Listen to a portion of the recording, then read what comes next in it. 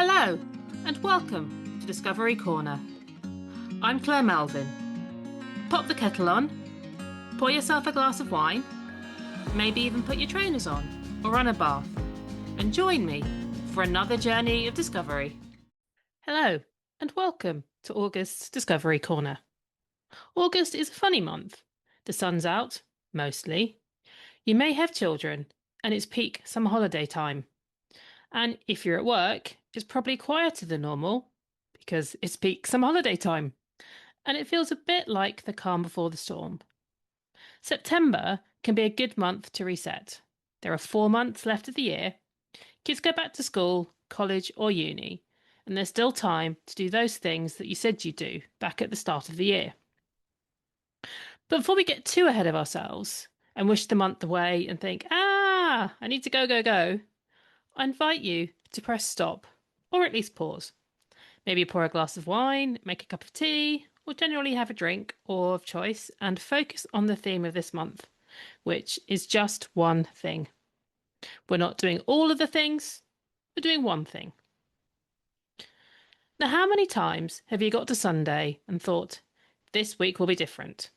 From Monday, I'm going to exercise more, drink less wine, maybe drink more water, not have the biscuits at work, go to bed earlier, use my phone less, be present more. Now, you may have thought you'd do one of these, or you may think you'll do them all. And Monday morning comes, and you start the week well, but then your train to work is delayed. Your meeting overruns, and you don't have time for lunch. The heavens open, and that after work walk becomes instantly unappealing. You start scrolling on your phone, and before you know it, it's after 11. You've not prepped for breakfast or lunch for the next day, and you still need a shower, and you think tomorrow. It'll be better tomorrow. And then tomorrow comes, and lifes. Your alarm doesn't go off. Your kids are arguing. No one took the dog out, and your good intentions disappear as you reach the biscuit tin with your morning cuppa. The guilt hits, you feel like a failure, and the hamster wheel of trying and failing spins round and round. But guess what? You're not alone, and you haven't failed. And I'm not sitting here in my little ivory tower and my perfect life, because I'm where you are, trying my best, knowing there are things that I should do, but also things I want to do. Small changes to my life that I know will make a massive difference. Eat more green things, move a bit more, sleep a bit more. But when I try and make all the changes at once, it's overwhelming and I fall back into the habits that no longer serve me. And I'm not going to call these bad habits, like I'm not going to call myself a failure, because they're part of me. It's not that I lack motivation or willpower. I don't. It's just trying to make a number of changes at once means we're constantly having to make decisions, and our subconscious mind doesn't really like us doing that. It likes to keep doing what it's always done, as that's easy and it's safe. So if we try and change multiple behaviours at once, we become overwhelmed and it's hard to push through and keep them up. However, if we change one thing, focus on it repeatedly and consistently, so it becomes a new habit, it becomes automatic, that works. It's sustainable and it means that we're more likely to stick to it. You remember the saying, how do you eat an elephant? One bite at a time. And that's true. And that's what we're doing this month. Not eating an elephant, but one thing at a time. If you're a regular listener to this podcast, or even if you're not, you may know I've been talking about perimenopause and menopause in recent episodes. And if you haven't heard them, go check them out. But once you've heard this one, don't abandon this now. Perimenopause is that bit before menopause, when your hormone levels start to fall. But not in a nice, gentle, smooth way. In a way that fluctuates. Feels a bit like a roller coaster. And I'm talking about it as I'm not only going through it myself, but I'm also training to be a menopause support coach. So I can not only educate and empower myself, but other women too. And a quick recap about perimenopause. Easy to say, or not. As estrogen falls, it impacts almost everything. Our memory, mood, sleep, energy, and concentration. It also affects how we're able to regulate our body temperature. So, hello night sweats. And if you have crazy hormones and they're making you forgetful, you're exhausted, so not always making the best food choices, and also then not always exercising and moving your body, you maybe go into another room and you can't remember why. And yes, I did that yesterday. Trying to then make a lot of changes around your health, well-being, and nutrition, whilst you know will make you feel better in the long run, it makes it even harder. You don't have the same body that you did in your 20s and 30s. You don't have the same resilience. You can no longer survive on coffee and 3 hours sleep. So it's no wonder that you can't do the things that you want to, and that's before you add a load of changes. And sometimes just getting up and dressed feels like an achievement in itself. And if we think we'd like to make some changes, it's important we understand the reasons behind them. Now, I'd love to lose some weight. I am a comfort eater and I've had an on-off battle with scales for probably most of my life. And there are definitely some aesthetic reasons behind this. I have a wardrobe full of clothes that I can't get into, and which haunt me and taunt me. But I have other reasons I'd like to be healthy. I want to be active as I continue to age. If I want to do something, I'd like to be able to do it and to be spontaneous. But there's more than that. 1 in 2 women post-menopause will have an osteoporosis fracture. And the best way to avoid that, or at least mitigate against it and reduce the risks, strength training 2 to 3 times a week. And in case you hear people banging on about lifting weights when you're menopausal, this is why. And the risk of cardiovascular disease, strokes, and even Alzheimer's rise after menopause, and being active all help with reducing that risk. In addition, keeping an eye on stress, staying hydrated, getting good sleep, and eating major food groups, they all play a part in living well as we age. So it's not just about losing weight, it's about taking care of my body, and the weight will take care of itself. And ultimately, whilst I'd love to get back onto these pretty dresses hanging up in my wardrobe, I'd like to lead a long, healthy, and active life more. But with crazy hormones making me feel like all I want to do is sleep and eat my weight in carbs, the thought of focusing on nutrition, movement, and sleep feels overwhelming and impossible. Can I do all of this at once? No. And if I try, will I be successful? Will the changes be easily adopted into my new life? Honestly, it's unlikely. So what can I do? And the answer is pick one. But how do you choose? Because that can also be overwhelming in itself. There are so many things you can do, so many things you can focus on. How do you know which one is right? Which one is right now? You could just go, eeny, meeny, miny, mo. Hey presto, you've made your choice. You could pick something, and if that thought immediately leaves you feeling disappointed, pick something else. But neither of those are terribly scientific, and it's a guessing game, and you deserve better. So I'm going to ask 3 questions. You can press pause after each one and think about your answers. Listen to them all and think about them at the end. Pull out a notebook or a journal. Go for a walk. Think about it. Whatever works for you. There's no right or wrong answer. So question 1. What's the thing that would have the biggest ripple effect? Or slightly differently, what's the one thing that would have the biggest impact on your life? If you change this one thing, what else gets easier? What feels lighter? More manageable? What's your foundation and how can you strengthen it? Question 2. What does your body need most from you right now? This isn't what you think you should do. This isn't what someone else is doing. It's not something you've seen on TikTok or Instagram. This is the thing your body actually needs. What is it trying to tell you? And I had a realization recently that I actually probably don't eat enough food, which is ironic considering I'd like to lose a few pounds. But I don't fill it enough with what it needs, and I suspect I'm somewhat undernourished. And that's what my body is telling me. And then question 3, what can you actually do? What's achievable? So you're not looking at a dramatic transformation or a total overhaul, but what is one small, specific, achievable thing you could do this week? Not exercise more, but go for a 10-minute walk each day. Or sleep more, but go to bed at 10 o'clock every night, for example, or 10:30, 9:30, whatever time works for you. And hopefully, the one thing that you choose aligns with the three questions that I've just asked you. And for me, I've chosen sleep. And it's a bit of a no-brainer, really. I'm exhausted pretty much all of the time. I've started thinking about naps, and at weekends, I have been known to have one. And the thing with being crazy tired, I can feel my nutrition slipping. Gets to afternoon, and yes, I want to reach for the biscuit tin. I don't always, but I definitely want to. I don't feel like exercising.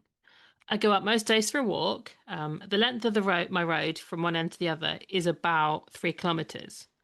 Things like swimming, doing a weight session, they're not appealing at all when all I want to do is lie down and sleep. And I kind of think that if I feel that tired, is something like lifting weights really a good thing to be doing? So filling my cup and going out and doing stuff as well, having fun? Yeah, no thanks. That's also not appealing as I don't have the energy. And let's face it, not doing stuff anymore, it's not the way I want to live. So I have been doing some research around sleep and perimenopausal sleep, as I like to know what's going on. I want to understand why I'm waking up at 5 o'clock, desperate for the loo, thirstier than if I'd been walking for days in the Sahara, and I want to know what, if anything, I can do about it. Now, estrogen and progesterone play a role in regulating sleep. They both decline in perimenopause. Progesterone has a calming effect, and as it falls, falling asleep gets harder. Estrogen tells our body it's time to sleep. As it fluctuates and falls, sleep becomes lighter and less restorative. In the summer months, the weather can make the room feel warmer, and you're throwing a bit of anxiety and stress because you're struggling to sleep and you're tired, you're waking up early, and it's both a vicious circle and a perfect storm. Sounds awful, right? The good news, though, is that you can do something about it. And that's my focus this month. My one thing. It's the thing that would have the biggest impact. I make better food choices when I'm not tired and have the energy to move more. And also, I go out and have fun because I'm energized and I want to. And it's definitely what my body needs most right now. It's achievable. So, my one thing for August is my sleep hygiene.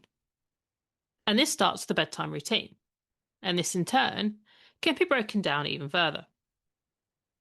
So, going to bed at a similar time each night. I have an alarm on my phone that goes off at 9:30 every evening. It acts as a gentle reminder to draw what I'm doing to a close and start to get ready for bed. Do I always pay attention to it? No, but it's there. And why is going to bed at a similar time important?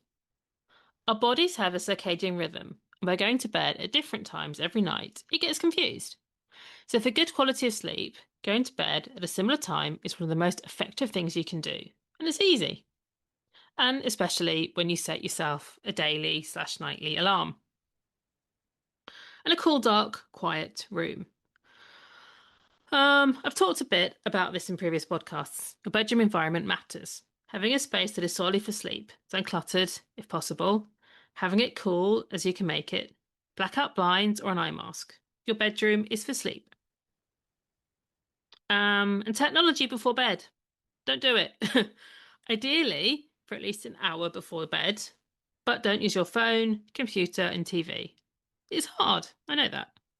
But the blue light from screens suppresses melatonin, and that's the hormone that tells your brain that it's time to sleep. I generally sleep with my phone in another room, and if that isn't possible, then at least I have it in a different part of the room and I can't access it. And a big no is charging your phone under your pillow. Now, that has all the promise of the least restful night you can have, with a fire if the phone overheats for good value. So, having a warm, non caffeinated drink before bed can also be something like chamomile. I mean, personally, I can't stand it, but there are other drinks available. Warm milk, something like an Ovaltine, maybe. Whatever you enjoy, but not tea or coffee because they're caffeinated and will keep you awake. And something that tells your body the day is over and it's time to get ready for bed. or at least to slow down. Other things you can try are some aromatherapy oils or pillow mists, and I have a lavender pillow mist that I use every night. And there's a recent study on the benefits of having 2 kiwi fruits an hour before bed. Um, that's quite effective to help you get to sleep as well. Try an evening meditation and create a routine that signifies that you're starting to wind down. And for good sleep hygiene, if you can, also wake up at a similar time every day and get outside, or some fresh air and exercise every day is also important. And if you recall, I say one thing, I've listed about half a dozen, although under the banner of sleep hygiene. There is one thing though, and I'm not overhauling my nutrition and starting a gym program at the same time. Sleep is my focus. So if you think you'd like to go for sleep and all of this already feels overwhelming, break it down to just one thing. For example, going to bed at the same time every night. Do that for a month, see how it feels. You've chosen your one thing, and how do you make sure you do it past 3 days? Yep, when life lives, how do you keep it up? Well, I've got a few tips for you. Firstly, find an accountability buddy. Somehow it's worth letting someone else down. Every day, check in. I've done my thing today. Celebrate each other and yourself.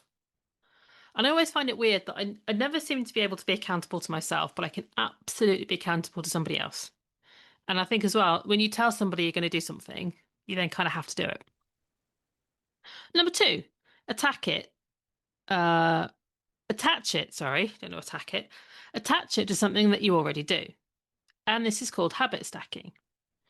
I remember a few years ago listening to a podcast by Dr. Rangan Chatterjee, and he said he does exercises like squats or lunges whilst the kettle is on.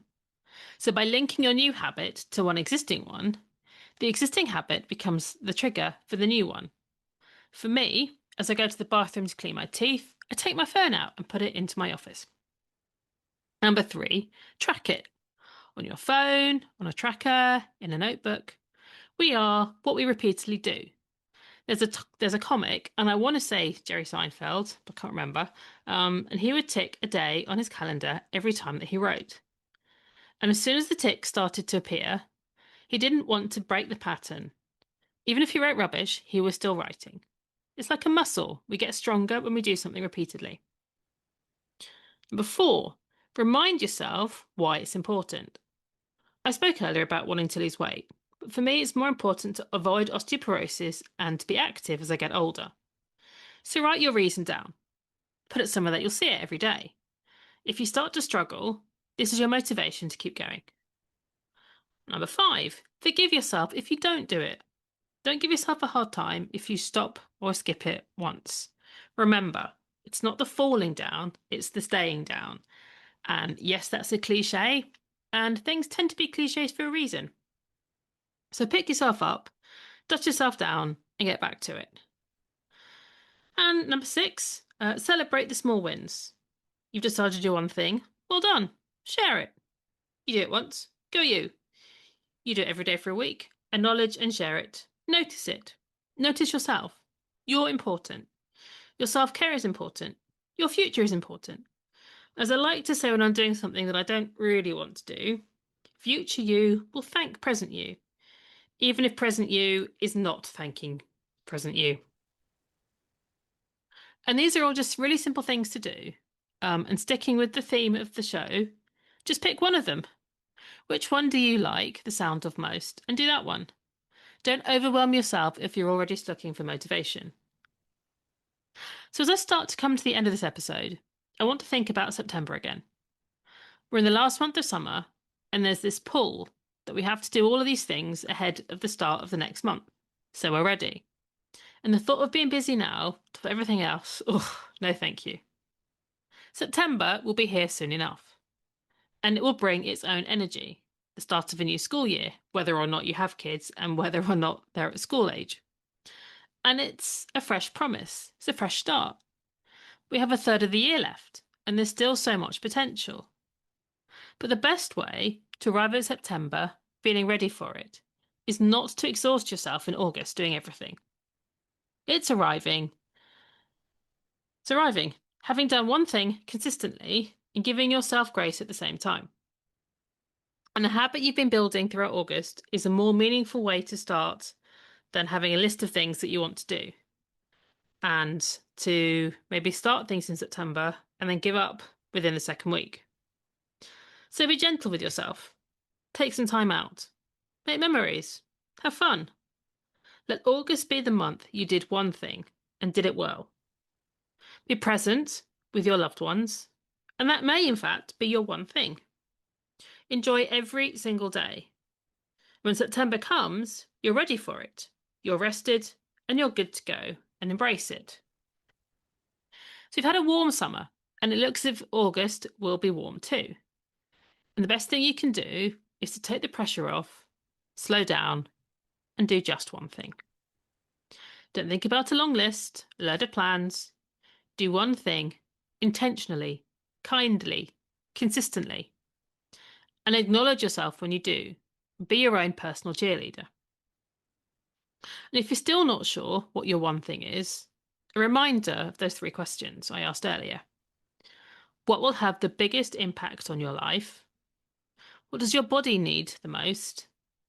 And what can and will you actually do? And I think deep down, you know the answers already. So thank you for joining me today. And I'd love to hear what your one thing is. You find me on Instagram and LinkedIn, and I'm at Claire Melvin Coaching. Drop me a DM or an email. And if you'd like some help figuring out your one thing, come talk to me. That's what I'm here for. So enjoy the rest of your summer. Stay hydrated. Rest where you can. Be present and do your one thing. So take care, and I'll see you soon. Goodbye. Thank you for spending your time with me today. Look after yourself, and I'll see you again soon. Stay curious and keep discovering.